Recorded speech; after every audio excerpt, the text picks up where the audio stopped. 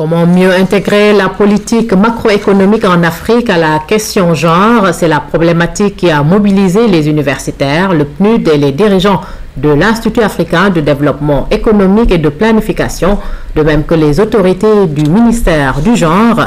Objectif visé la constitution d'une masse critique d'économistes et de planificateurs sensibilisés à la question genre. Louise Bitsa. Le pacte mondial pour l'emploi constitue la réponse capitale du système des Nations Unies à la crise économique. Ce pacte est conçu comme un guide aux politiques nationales et internationales. Il inspire l'IDEP, l'Institut africain de développement économique et de planification. L'atelier organisé en collaboration avec l'ONU Femmes. Le but est de faire le suivi et évaluation des politiques macroéconomiques liées au genre. Ce n'est pas possible aujourd'hui de parler d'un pays en matière de démocratie et de développement équilibré sans intégrer l'aspect genre. Dans un sens, on peut dire que ça c'est déjà un acquis au point de vue intellectuel.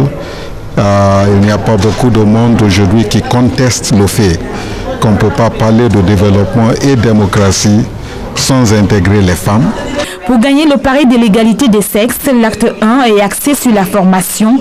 L'initiative vise à promouvoir une démarche inclusive des groupes jusque-là à marge des politiques de promotion.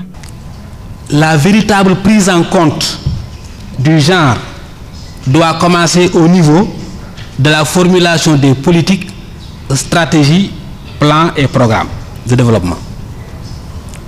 Les tentatives menées jusqu'ici à travers les documents de pilotage de l'économie méritent d'être accompagnés par une action soutenue de formation, de renforcement des capacités et de mobilisation des ressources.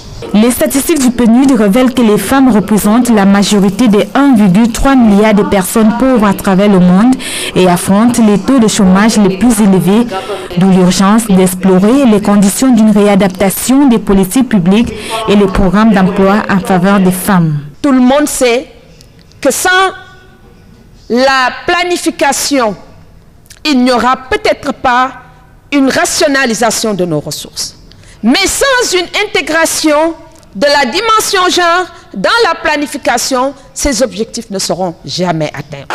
Les discussions devront permettre d'assurer aux femmes un accès équitable à l'emploi en levant toute contrainte à l'offre de la main-d'œuvre sur la base du sexe.